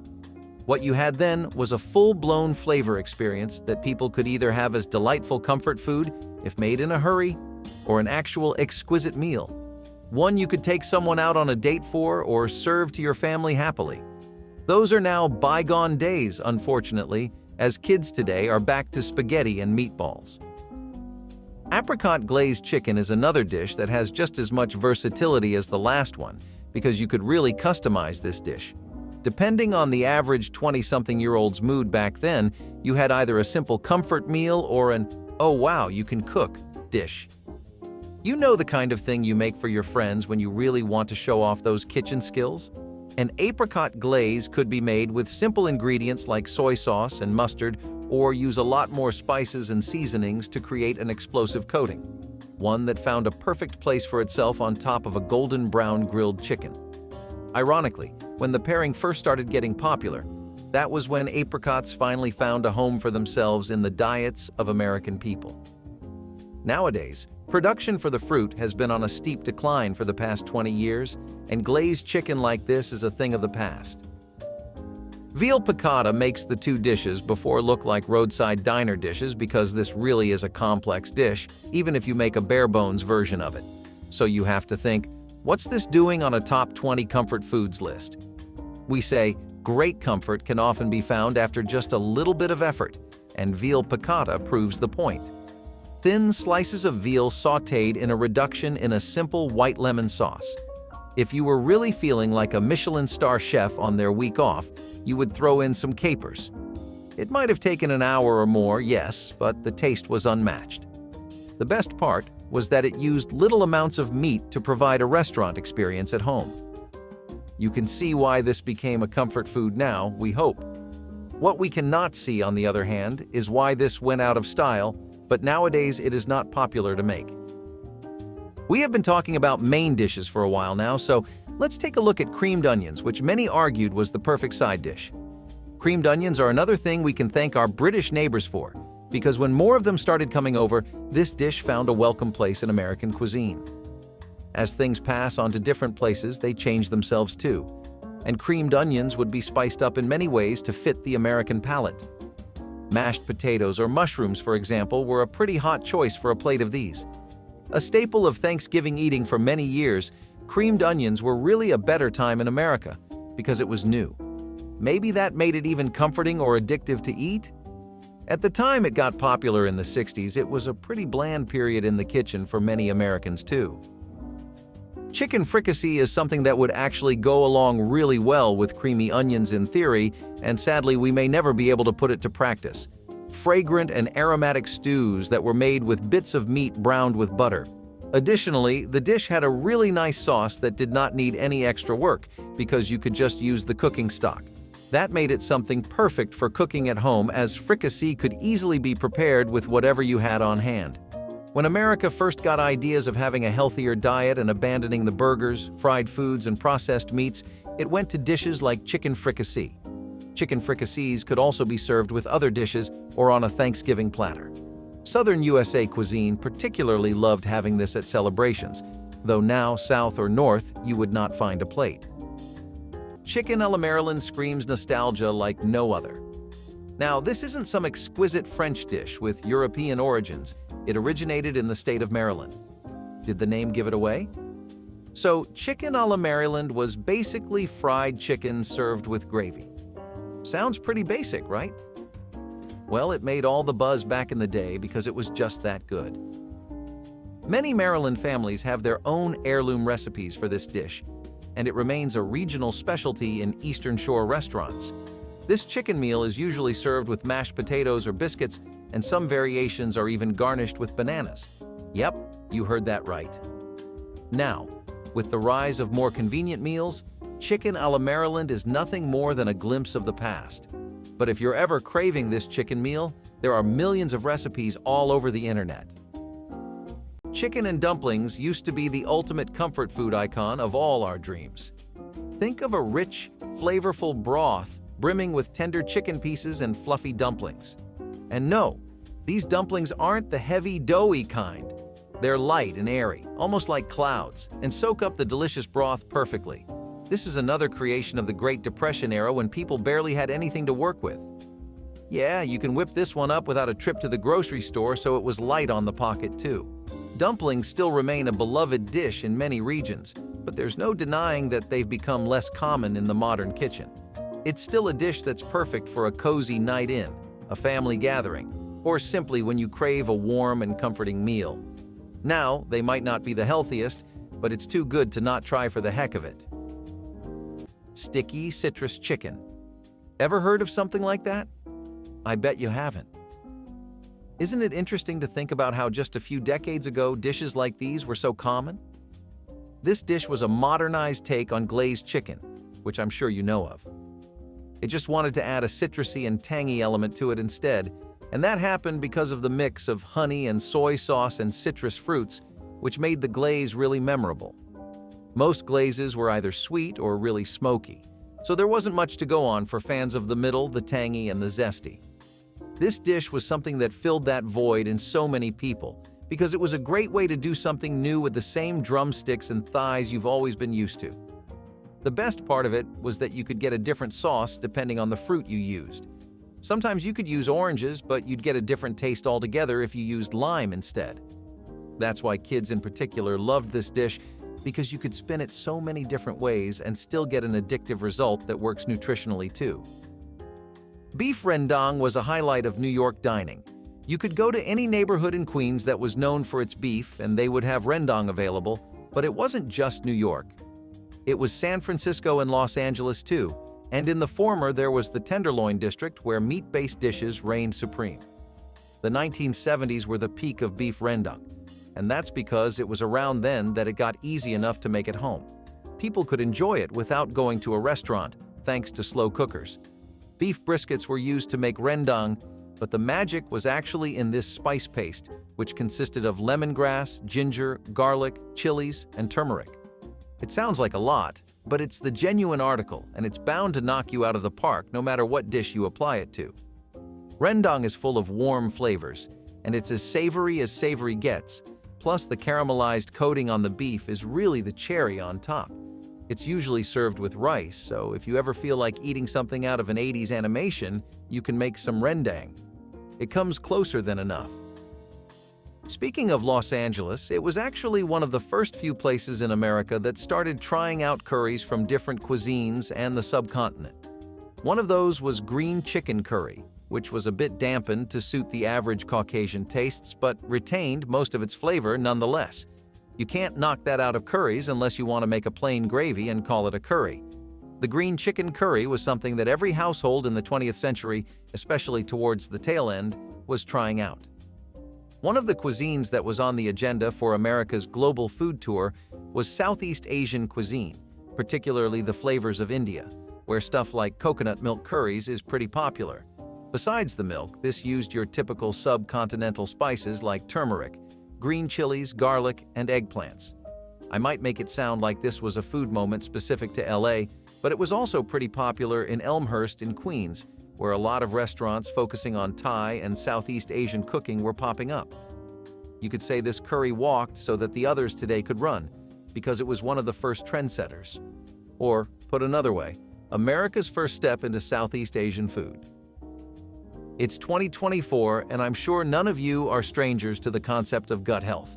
We have the privilege of having lots of food science and research about this stuff coming out to support these claims and give us a better idea of what to eat and the impact of it all, but back then, people really just had feelings to go off of. The feeling of being refreshed, the feeling of waking up and feeling powerful, charged, clearer, and less bloated. All of that has to do with good gut health, and one of the best ways to take care of yours was with gut-healing chicken soup. From Colorado to Portland, Oregon, Brooklyn, and New York, it was so common to always have a bowl of this soup on the ready. It was a sign of the times. America was becoming aware of its growing obesity issues thanks to fast food culture, diners popping up everywhere, and a generational habit of greasy fried foods, which definitely hit home and feel like the peak of comfort but can never really help you in life. You simmer chicken, most times with the bone in as well, and then make this nutrient-rich broth with herbs and apple cider vinegar. All in all, it's a tasty dish that also makes sure you live easier and longer, so what's not to love here? While we have one creating a luxury eating experience and the other being a healthy way to enjoy a classic, beef and noodles casserole is something that simply raises questions. Yes, people had many fond memories of coming back home from a bad date or a long shift to a cup of beef and egg noodles. Lines have to be drawn just as much as delectable food needs to be consumed, and Americans drew theirs by putting it in a casserole. Ground beef and egg noodles in a tomato sauce sure seemed like a good dose of mom's spaghetti. Only Mother Dearest never made her casseroles that way. Her spaghetti, meatballs, and her casserole pies were always separate dinners. Most old or middle-aged folk wanted to keep those customs, but the newer generations at the time were more open to it. Popular among the young crowd bold enough to try out new dishes, it eventually faded away as more and more people rejected the mix. In contrast, green bean casserole is a dish that reminds you of home. Bean casserole with mushroom soup that reminds you of afternoons spent driving to your aunt's or your vegan uncle who claims he makes an allegedly good one. Historically, the soup was something that America went more towards in the 80s and 90s. Remember our past videos had things like deep-fried cheese balls and whatnot? Yeah, that just could not last, and being honest, nobody expected it to. Definitely a you-had-to-be-there moment that would be overshadowed by people wanting to eat healthier. Probably to make up for past dietary sins, these people came to worship easy recipes like the green bean casserole. Sadly, nowadays, people prefer much more vibrant-tasting soups that do not make them feel like they are only eating it for the health benefits. Macaroni and cheese casserole had a proud and very cherished career in that bright period after things like tamale pies became more popular. Also, it is one of the only pasta and cheese casserole dishes to really work. Turns out, two foods known for being a reliable friend when in need of one become your bestie when you put them together. Almost too soft, completely filled with cheese and chewy hot macaroni with all the perks of a casserole, this dish was a certified MVP of the 70s and 80s. However, it eventually got out of hand when people began creating excessively fatty versions with more cheese, sausages, and other toppings. Since then, it has gone down in rank because you gotta care about your gut too, you know? A healthy contrast to the macaroni and cheese casserole is the zucchini tomato casserole. Often served with soy and onion dipping sauce, children preferred to stay away from this vegetable casserole, but adults loved the taste. If you have ever seen the film Ratatouille, the zucchini tomato casserole looks exactly like the main dish served up at the end. With sliced zucchini and tomatoes arranged in layered patterns and a hearty topping of cheese and breadcrumbs, the zucchini tomato casserole was truly ratatouille coming to life. This casserole was preferred to be consumed during summers, as the tomatoes and zucchini were a refreshing alternative to heavier casseroles. Over time, the dish became less common amongst home chefs due to children disliking the vegetable base in this casserole. As fewer people cooked the casserole for dinner, It eventually disappeared from tables completely. That was the thought process between the ham hock minestrone, which got so much goodwill with the people because it was one versatile soup. After the recession and the post-war period, there was this nationwide love for food that was practical and could work in many different ways. The population was too accustomed to rationing and making the best use out of everything, so even when times relaxed and the dust settled, with all this new developing technology like crockpots, people still couldn't get out of the habit. That's why things like this work so well. They take a simple format, even simpler ingredients, but give you a full team of flavors that you can write home about. This soup uses ham hock simmered with vegetables and beans. Then you can add pasta or rice, whichever you'd like more. Though traditionally most recipes call for the pasta instead. If something's going to be smoky flavor-wise, you just know it's going to do well in the South, and that's where this soup was made the most. The way you know most of these recipes have been forgotten is because you just don't hear dishes like that anymore. Not in the middle of this pita wrap or burrito bowl world. With a slogan that charmed people, Pizza Spins claimed to be all of the true delicious pizza flavor in a munchy, crunchy, and mouth-sized snack. Pizza Spins are the perfect start to this topic because the taste holds true to every part of their promise of an authentic pizza-tasting snack. People were surprised at how a crunchy pizza-shaped pinwheel snack could imitate the taste so well when this came out in 1968. Over the next 5 years, it was so popular everybody would be buying dozens of bags at a local mart or getting them ordered. Plus, their packaging was pretty neat too. It had all Italian colors to pay respect to the heritage of the pizza. They were made up of much of the ingredients used in actual pizza too, such as Parmesan cheese and tomatoes. Plus, many of the spices you'd find in a regular pizza were in there too, and some pepper. So all in all, they were really the best snack you could get, and they just cost a few cents. Now, if only they did not get discontinued in 1975. A fruity and healthy alternative to your usual Coca-Cola or Dew, with a taste that put you in mentally in a relaxing tangerine garden with fresh oranges, Hi-C was a really sick drink that launched in the 70s and 80s. The best phase they probably had was when they paired up with Ghostbusters for a promotion drink, which ended up being the Hi-C Ecto Cooler drink.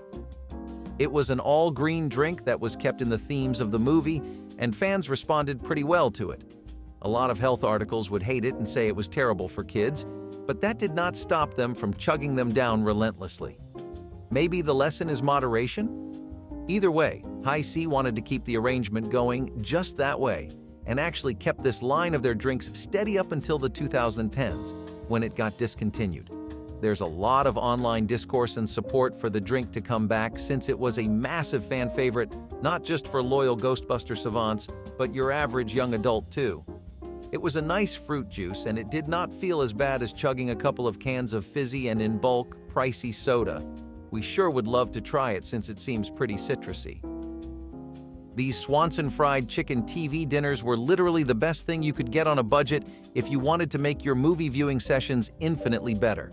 They barely cost anything, and you had 280-degree seasoned fried chicken cutlets, which came as frozen dinners. All you had to do was cook them, and by cook we mean flip until golden brown. Sounds easy enough, right? So is mashing some potatoes, which people would often make as a side. Add some thyme and rosemary for the ambiance, and you have yourself a gourmet meal under $10. We cannot stress how much of a reliable comfort food these were, and since they never made you tense up about spending unnecessarily, you could eat with a smile on your face. Unfortunately, they got discontinued in the 2000s despite enjoying such a strong market presence. General Mills introduced Sir Grapefellow and Baron von Redberry, the history books of American cereal, during 1972, and these even had World War I and II packaging. These cereals were incredibly popular, with most U.S. kids waking up across the nation to enjoy them, even though it was torture not getting those last 5 minutes of sleep.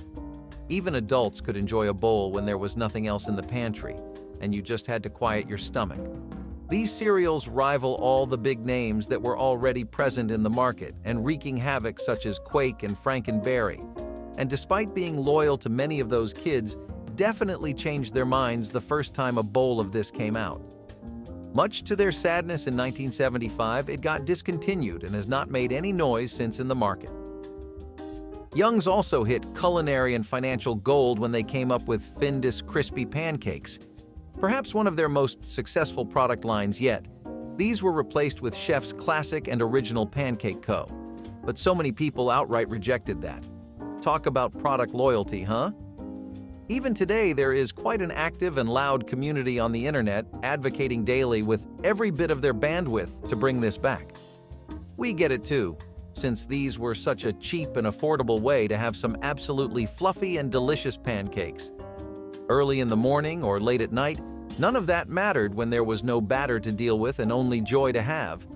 It is quite sad that the best of things often get taken away from us, that too around their peak years.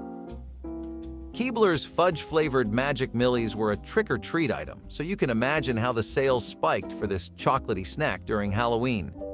Think of these as ice cream sandwich cakes, except a lot more reasonably priced and not at all something you can only have once or twice a week because it just would not work with your monthly schedule money-wise any other way. The lovely thing about a snack, food tradition, or dish that works well within the mass class's capacity during the times is that the product instantly becomes massively accessible. Magic Millies were definitely a prime example of this, as during the height of their fame in the 70s, you could not tear a kid away from these. Nabisco's Swiss cheese crackers were another popular thing to chow down on while you were hungry or waiting on a proper meal, and they picked up a lot of steam towards the end of the 70s and the beginning of the 80s. These crackers are used in sandwiches, nachos, as a crumb topping, and a lot more. They came in this bright red and yellow box, which, by the way, did you know the color yellow is supposed to trigger your hunger? That is why McDonald's always has it going on. Anyways, the Nabisco crackers came in some other flavors too, but the Swiss cheese one was the one that had most middle-class Americans in a hypnotic trance, and we can definitely see why. If you were a middle-aged person who wanted to spice up their breakfast with a pastry that did more than just pop up or be slightly golden brown, then Donka's toaster pastries were your nirvana, or at least as close as you could get to one within $1. With a tagline that promised authenticity and being the pastry that deserves to be called pastry, while showing off its soft and flaky crust, these toaster pastries were for 7 cents a pack and could set you up as much as you needed before work because everyone had them, and they were delicious. If you found yourself not having the time or appetite for a full breakfast, then this was definitely the way to go. And plus, they went great with a side of jam or cheese. It has been a long while since these were the talk of the town, but no one can forget having this kind of goodness for less than 10 cents. Look anybody in the eye and ask them their top 5 breakfast foods of all time that they can actually imagine buying every day because of the price, and watch as entire masses of people answer with peanut butter spread. Well, Kugel did not need to ask that to know there was a serious need for a flavored peanut spread that brought something else to the table, something no other spread was offering. It launched its line of Kugel spreads with several flavors such as chocolate and cinnamon, and its versatility was probably why so many age groups and people jammed with it, as you could always find a tub of Kugels in the fridge back in the 70s. They got discontinued sometime into the 80s, but these were a legendary spread that people miss out on today. An even healthier and nicer breakfast than some good old jam can be classic oatmeal, which cuts your fat, builds muscle, tastes great if you know what you are doing, and is easy enough to make. Quaker Instant Oatmeal Sea Adventures line especially understood why something like oatmeal has been consumed as breakfast all over the world for literally centuries now, and capitalized on the simple but timeless dish. They came out with several different versions like Quaker Berry Blue Sea Adventures, and one of the most popular aspects was the blocks of sugar eggs you could find inside the oatmeal, which added both a sensory surprise and one for your taste buds. Quaker Oats are already a household name still, but this particular line of oatmeal? They outdid themselves by a mile. The next 2 items on the list are going to highlight the sheer versatility of cornmeal as opposed to your regular bowl of oatmeal, and when we say versatile, we mean it, because caramel popcorn is one thing, but popcorn shrimp was an idea that took half of America out. It just was not something people did widely back then, having tiny shrimp thoroughly dipped and laced with cornmeal deep fried until they were a shining heavenly golden. At least people did not do it a lot until the 70s, when this became the movie snack to have or a necessity by your table while you were binging reruns of your favorite show.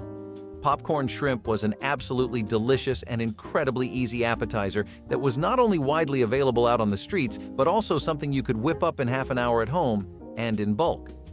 That kind of ease and practical use really sets food apart from the ones that taste good and the ones that could make it into your daily diet, you know? Unfortunately, they could not stay that way for long, as popcorn shrimp is rarely something people go for today. Corn dogs are another example of how water and oil may never have found love, but cornmeal and oil are running a happy family of three currently. Hot dogs that were covered in cornmeal batter and then deep fried until they had a hard crust when you initially first bit into it. But once your teeth had sunk in, it was a tender and tasty experience that made every bit of those 25 cents worth it. Corn dogs were one of the most popular street foods in America in the 70s, and people could even go grocery shopping for packaged variants if they wanted to keep some for home. If you did not feel either of those options too much, they were incredibly easy, probably even more so than popcorn shrimp, to prepare at home, and you just needed a fryer, sausages, and the batter. Corn dogs still remain a snack that people consume today, but they have gone up in price almost 10 times from what they used to be. So, the days when you could pick up 3 fresh hot corn dogs and call that your afternoon lunch are long gone. Well, that covers your menu for movies and your work breaks. But what about a breakfast if you do not like oatmeal, do not have the time to put a peanut butter spread on like 4 slices of bread, but still want a fast and easy breakfast that is neither costly nor ugly tasting? Well, all you needed was to keep an eye out for Fruit Brute cereals the next time you went out grocery shopping, at least if we are talking about after 1974, when the nation was blessed with the debut of this cereal box in all states. It enjoyed an incredibly amazing 8-year run in the industry with no complaints from anybody, customers, or the shareholders, as profits were going up and it was looking like relatively smooth sailing. If you ever remember watching Pulp Fiction, there's a scene where the cereal does a small cameo in there too. Their most identifiable cereal was the cherry-flavored sweetened cereal that came with Monster marshmallows, a treat for the eyes and the tongue. We would have definitely loved to have this in today's world because it feels like nobody gets the importance of a good fruit cereal anymore. Nothing like a bit of honest business competition to inspire a new generation of affordable snacks that people will remember as core memories from their childhood, right? At least that is how it went for Nabisco's cheese tidbits, which were made in direct rivalry against Sunshine Biscuits at the time. These cheese tidbit crackers first came out during 1969 and made the 70s their oyster, as they would adorn the shelves of every grocery mart, pump station store, and mom-and-pop joint as far as the eye could see. Nabisco really knew how to not miss when it came to cheese-based snacks, and it continued to hold that standard with this one. These were like cheesy finger snacks and were absolutely perfect for munching on. If only they lasted long enough so that we could have seen the hype too. Sometimes the mood leans ever so gently towards the sweets of the world, though. And what better sweet to start your day off than some classic Jell-O? Still, even among Jell-O, there are lots of different options you can go for, especially in terms of flavors. So who sits at the top of the Jell-O mountain? The Jell-O plates were a solid contender for that role, because if you really wanted to go all out with some of the stuff and make it into a proper dessert fit for the tastes of any hardcore sweet tooth, you would make a hefty plate of Jell-O, top it off with some whipped cream, and end it with whatever else you wanted. Sprinkles, fruits, more chocolates, vanilla. People went crazy and explored all kinds of options. Still, Jell-O became something that people consumed in smaller quantities than outrageously large ones like this, so the trend did not extend past the 70s much. Kind of looks pretty still, right? Speaking of proper desserts, what about a middle-class friendly pasta? If you felt like going out and indulging in some Italian cuisine like people oh so often feel the craving for? Never fear, because a plate of pasta primavera was all the rage at Italian-American restaurants and pasta joints that were popular in America. The 70s were a decade where people kept innovating and inventing by either mixing and matching existing ideas like hamburgers and pizza into the burger pizza, or making up entirely new delicacies of their own. The pasta primavera was a veggie-packed pasta dish that was made with a cream sauce, and it saw a lot of love in the 70s all over North America. In particular, people could not get enough of how fresh and light it felt and how it gave you a 5-star taste for like $5 or less overall. While you can still find recipes today for the dish, going out on the town for a hot plate during a rainy day back then was something else. Zucchini is something Americans have always played around with in their food, whether as a side ingredient that props up the main attraction or as an appetizer with things like zucchini slices. But fried zucchini only saw the light of day during the 70s when people really started getting a craving for it. Not exactly a flavor you would call savory, but not entirely bitter or tangy either.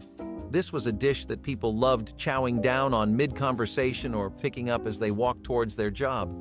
Some people considered it as a healthy snack to have on your cheat day, while some people thought it was all the greens they needed in the week. Either way, the trend of fried zucchini was a great one, and we think it would work today too, maybe as a pizza topping. Making pudding into a compact, transportable, cup-sized snack is perhaps one of the best things capitalism and the American food industry has ever done for us. Especially snack puddings, which took all of America by storm, especially the kids in the 70s, as lines of them would fill out shelves to the point they were more or less a staple item. Vanilla, chocolate, and strawberry pudding were the primary flavors, but the thick texture and rich, unique taste was what kept people coming, not the basic lineup of flavors. It is better to have like 3 good ones rather than 10 average versions where none of them really hit all that well. Snack puddings understood that and did not try to be more than what it was, and for that, people held it in their hearts loyally. We could definitely use a better lineup of cup pudding in 2024 too. Everyone has heard about a bajillion different kinds of bread like sourdough, honey oat, toasted, Italian, and while we really do not know much of the difference, zucchini bread is a bit of a standout because it makes you raise an eyebrow. It definitely is possible though, and some cinnamon, baking powder, and soda and flour plus grated zucchini and a well-mixed batter mixed into the dough for the bread would give rise to this incredible creation. If you thought people did something with garlic bread, you really need to try a slice from a fresh loaf of one of these once in a while. Though they are not as widespread in bakeries as they used to be, you could still find one. Back then though, it was easy enough to just walk into any kind of convenience store and pick out some zucchini bread. Stranger. More flavorful days for sure, but ones we wish we could see in person too. Starting with chicken tetrazzini. This is one of those classic American dishes that brings happy smiles to any dinner table. It's a creamy, cheesy pasta bake made with succulent pieces of chicken. Traditionally, it's prepared by sautéing mushrooms and onions, adding broth and cream, then combining with cooked spaghetti and chicken. This combo is then baked with Parmesan until golden.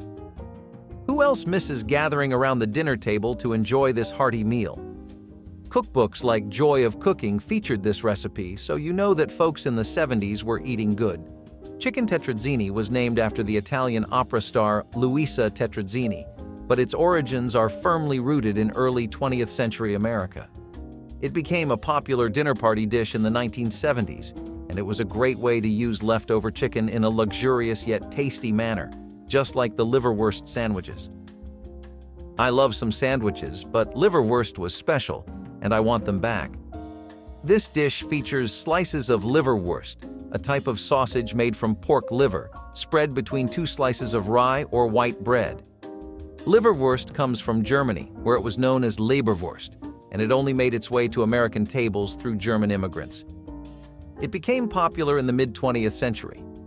In the 1970s, it was sold as a nutritious and convenient option for busy families because it had high iron content but was very tasty. It was a go-to meal for picnics in the 70s. To prepare a traditional liverwurst sandwich, simply spread a generous layer of mustard on 1 slice of bread. Add thick slices of liverwurst and top with thinly sliced pickles or onions if desired. Place the other slice of bread on top and voila, your liverwurst sandwich is ready. When it comes to quick and convenient meals, Hawaiian haystacks certainly took the cake. This versatile dish begins with a bed of rice, generously topped with a savory chicken sauce, and adorned with an assortment of fresh, crunchy toppings. So why did we ever stop making these? The true origins of Hawaiian haystacks remain a bit of a mystery, but they surged in popularity during the 1970s as a fun, interactive meal for families. Back then, it was all about turning simple ingredients into festive and versatile meals. Interestingly, despite its name, Hawaiian haystacks have no known connection to Hawaii. They are believed to have originated in the continental United States, likely within the Mormon community, where they were popularized as a crowd-pleasing dinner option. If I had a magic wand, I'd definitely bring this one back right after bringing Celery Victor. If you guessed it, the dish was created by Victor Hertzler, a chef at San Francisco's St. Francis Hotel around the early 20th century. The funny thing is, this food has nothing to do with Hawaii. It became popular through author Clarence Edwards, who featured it in his 1914 book, A Bohemian Guide to San Francisco Restaurants. By the 1970s, it made its way into middle-class homes due to the growing interest in gourmet cooking at home. To make this dish, blanch celery in broth and vinegar until tender, then drain and cool. Next, whisk olive oil, vinegar, Dijon mustard, and herbs for the marinade. Now pour over celery and marinate in the fridge for several hours or overnight. Celery Victor was a popular meal loved for its low-calorie content and great taste. I don't know why we stopped making it, but it would be great to have it on our tables again. What do you all think about corn fritters? These delicious pancakes are made from a batter mixed with sweet corn kernels, giving them a tender inside and a golden, crispy exterior. Corn fritters have their roots in Native American cuisine and Southern cooking, where corn has always been a staple ingredient. They became popular in the 1970s as a versatile side dish or snack. Corn fritters are made by mixing flour, baking powder, sugar, and salt with whisked eggs and milk to form a batter. Stir in corn kernels, then fry spoonfuls in hot oil until golden and crispy. They can be enjoyed plain or with a drizzle of honey or syrup for added sweetness. It's giving, "Grandma made me these, and I love it just like I love my potato rissoles." Potato rissoles are yummy patties made from mashed potatoes mixed with a variety of ingredients and then fried until golden and crunchy on the outside. This must have been inspired by rissoles, which are a small croquette or patty made from minced meat or fish, mixed with various ingredients such as onions, herbs, breadcrumbs, and sometimes eggs. Potato rissoles have roots in Europe, where they were a popular way to use up leftover potatoes. By the 1970s, they had become a beloved side dish or even a main course in many American households thanks to their satisfying texture. If you miss that 70s feel and are not afraid to try old recipes, go ahead and make some for yourself. Who else remembers making these with Mom in the kitchen? I miss making those mashed potatoes. Next is this really tasty steak called Steak Diane. Trust me, it has nothing to do with a woman named Diane. Steak Diane is a retro classic that brought a touch of restaurant elegance to home kitchens in the 1970s. It is said to have originated in the 1950s. By the 1970s, Steak Diane had made its way into home kitchens, celebrated for its dramatic preparation and luxurious flavors. How? Well, a little bird told me that New York chef Beniamino Schiavone thought it was a bright idea to name this meal after Diana, the goddess of the hunt, to attract high society diners. I guess it worked. Steak Diane was made with steaks, shallots, Dijon mustard, Worcestershire sauce, and heavy cream. If you've never had these, you're missing out on something. And if you did, would you want to try it again? I'd travel back in time for it and maybe grab the chicken marengo on my way back. This savory stew features tender chicken cooked with tomatoes, garlic, onions, and white wine, often garnished with mushrooms and sometimes even prawns.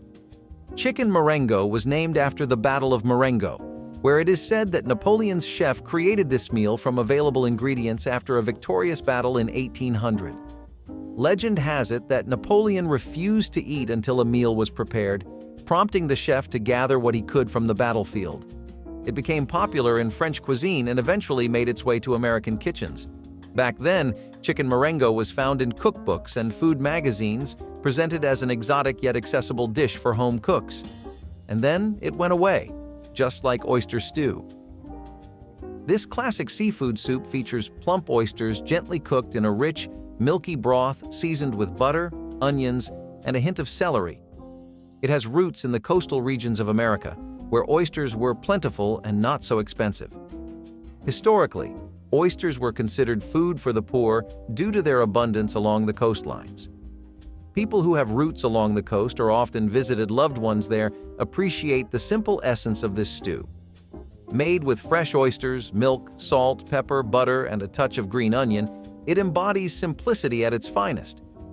Oyster stew became especially popular as a festive dish served during the holiday season, particularly on Christmas Eve, in many families of the mid-20th century.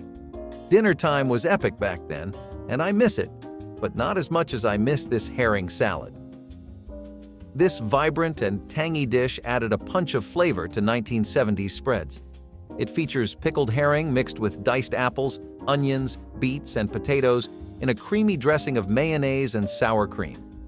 Herring salad, also called herring under a fur coat or shuba, has roots in Northern and Eastern European cuisine. The addition of vegetables and a creamy dressing makes it both visually appealing and flavorful. It became popular in the U.S. in the 1970s at potlucks and family gatherings. The salad was often featured in cooking magazines as a bold and sophisticated dish for entertaining. No wonder Russians see it as one of the best salads ever. Placed side by side with steamed pudding, I don't know which one I'd choose. Which would you go for? Steamed pudding brought a touch of old-world charm to 1970s family dinners. Made by steaming a batter of flour, eggs, sugar, and sweat or butter, often with dried fruits and spices, it results in a moist, dense pudding. The slow steaming process ensures the flavors meld together beautifully, creating a rich dessert experience. There are many types of steamed puddings, including Christmas pudding, which is served during the holiday season. There's also spotted dick made with dried fruits. Steamed pudding has origins in British cuisine and was cherished in the 1970s for its rich flavor and nostalgic value.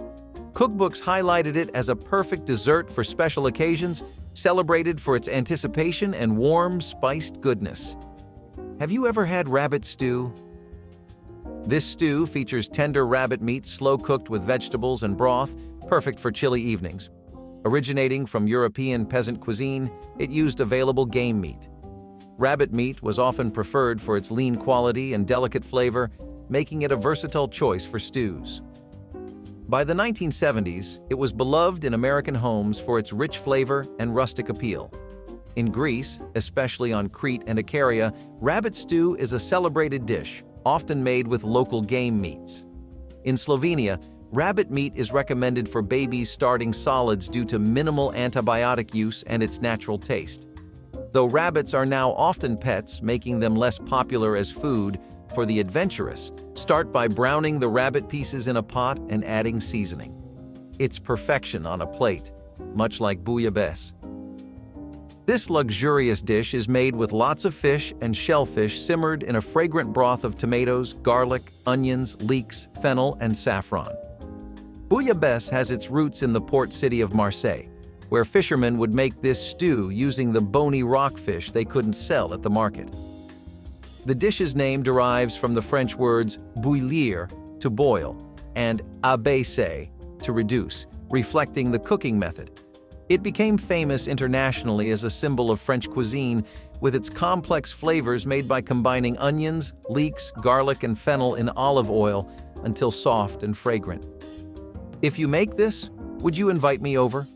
Here's the one meal I really want back: borscht. This beet soup brought Eastern European tradition to 1970s kitchens with its deep red color and tangy flavor. To prepare borscht, sauté onions, garlic, and carrots in a pot until softened. Add chopped beets, cabbage, and potatoes. Cook for a few more minutes, then pour in the broth and bring to a boil. Simmer until vegetables are tender, then add vinegar or lemon juice. Borscht is often enriched with beef or pork for additional depth of flavor, making it a hearty meal. Serve hot with sour cream and fresh dill. Borscht became a dish when Ukrainians, influenced by the Romans, began incorporating beets into the recipe. In the 1970s, due to Eastern European immigrants and a growing interest in international cuisines, it became popular in the U.S. There was a whole cookbook just for it. That was Jane Blankstein's Nothing Beats Borscht, Jane's Russian Cookbook. Do you all remember that popular cartoon Ratatouille? Well, that meal was tasty in real life, not just in the cartoon. Originating from Provence, ratatouille was celebrated in the 1970s for its healthy, flavorful vegetarian option. One of the earliest French mentions can be found in Henri Ayrault's 1903 book La Cuisine à la Nice, where it is described as a stew of eggplants, tomatoes, peppers, and zucchinis. Elizabeth David, a prominent British cookery writer, later featured a ratatouille recipe in her influential 1950 book, A Book of Mediterranean Food. This vegetable stew added Provençal charm to 1970s dinner tables with its medley of summer vegetables simmered in olive oil with fragrant herbs. Who misses haddock mornay? If you're new to this meal, a little background. Haddock mornay is a creamy dish that added French sophistication to 1970s dinner tables. This casserole features haddock fillets baked in a cheese sauce made from Gruyere or cheddar, milk, and Dijon mustard. Haddock mornay is prepared by poaching haddock in milk and then creating a cheese sauce with butter, flour, and the reserved poaching liquid.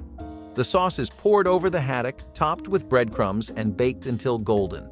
In the 1970s, haddock mornay was famous as a sophisticated yet approachable dish. They didn't lie. If it's cheese, it has to be good.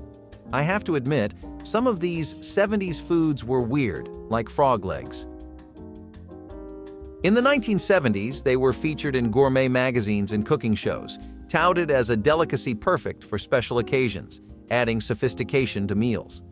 Frog legs, known as cuisses de grenouille in France, became popular in America as culinary tastes expanded. French monks started eating frogs' legs in the 12th century during Lent because they were considered permissible to eat, not being classified as meat according to Lenten dietary rules.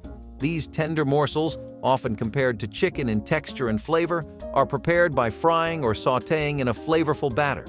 To prepare, coat frog legs in seasoned flour, dip in beaten eggs, and roll in breadcrumbs.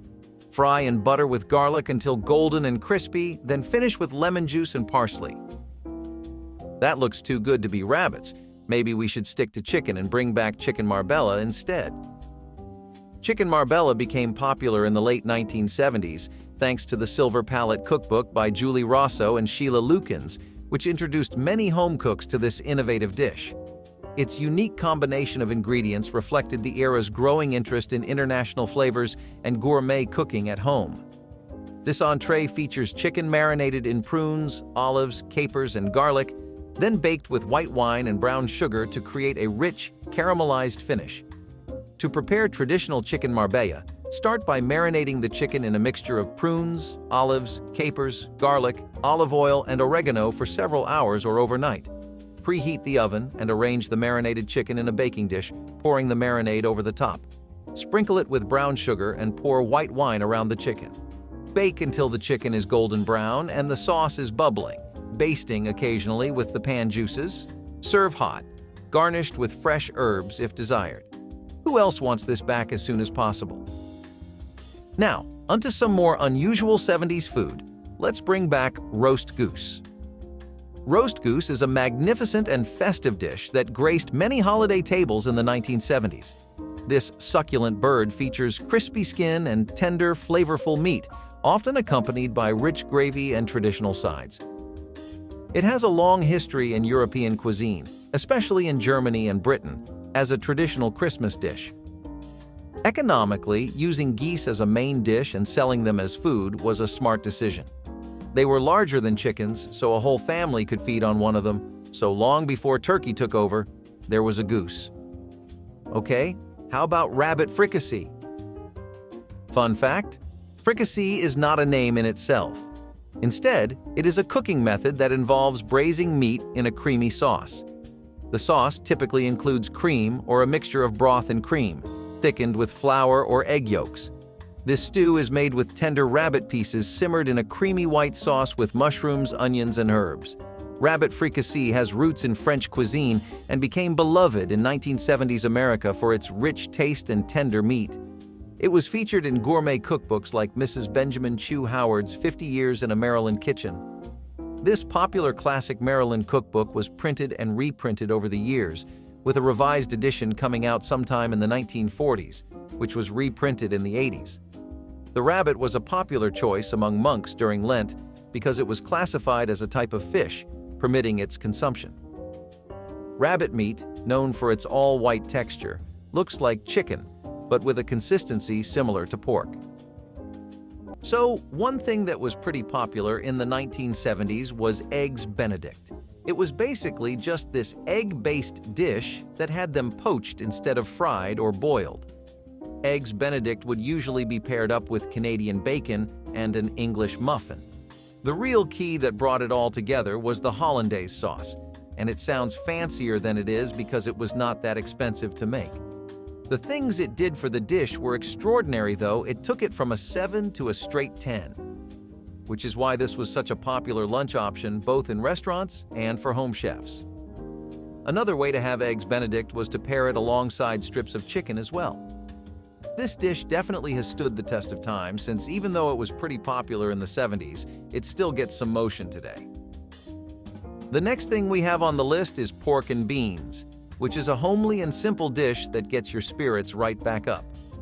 Cuts of pork were finally becoming more affordable since the dust from the recession was settling and people could start eating like they used to, and that meant bringing back their favorite cuts of meat. This was pork served and cooked with beans, which you would usually have with bread. Not only was it delicious, but it was also common because it was quite healthy. You had all your carb and protein needs in one simple dish. On top of that, it was really easy to make since all you needed were some canned beans.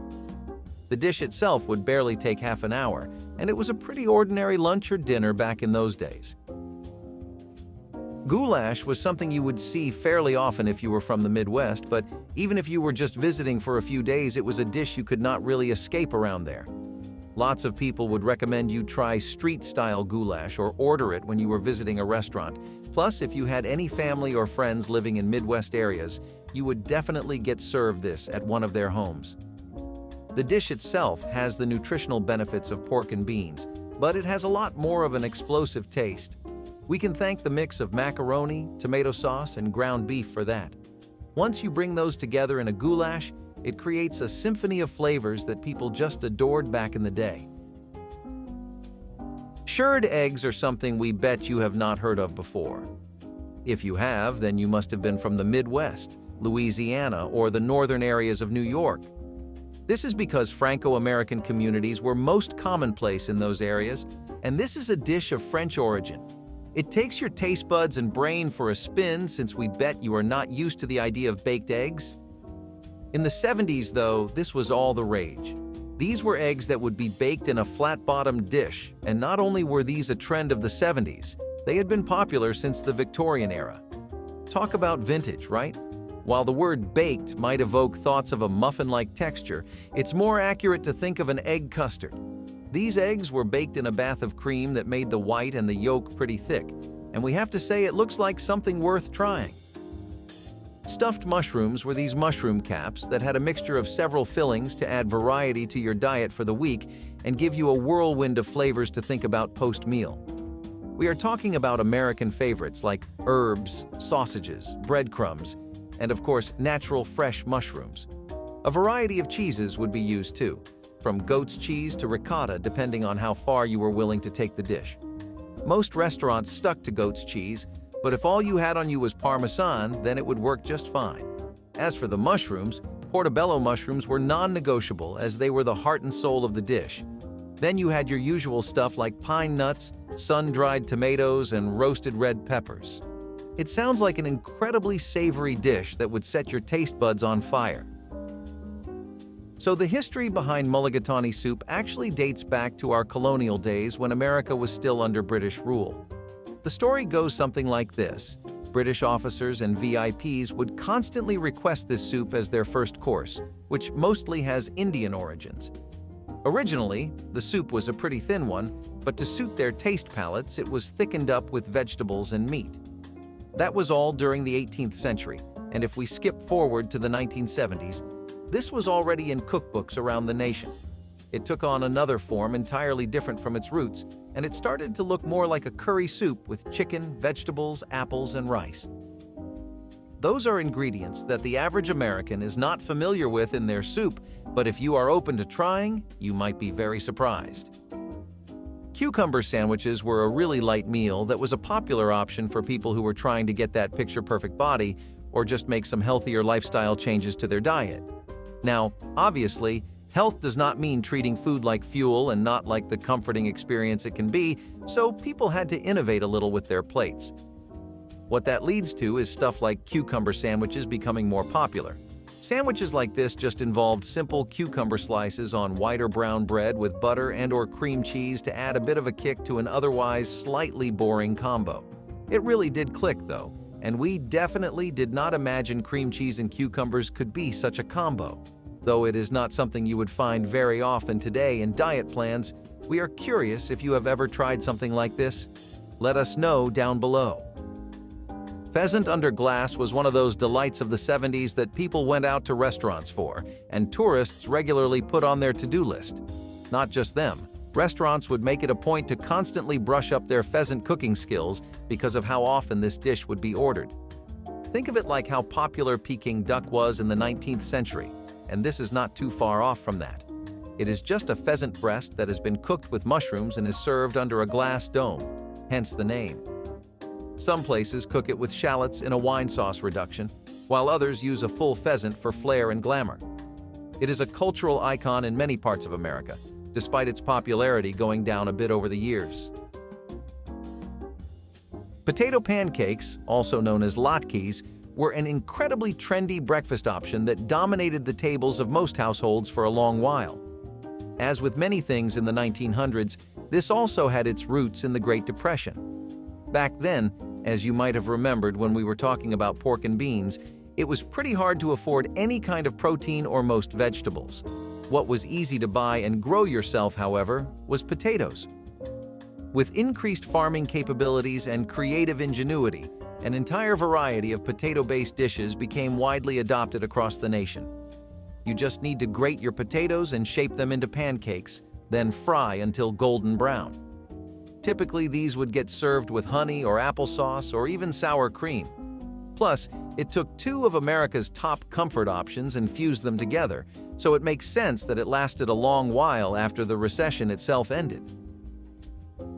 Coddled eggs, on the other hand, were something exclusive to the 70s, and not an egg dish you would see very often these days. They were made by placing eggs in hot water and cooking them, but you had to be very gentle or you could mess up the whole dish.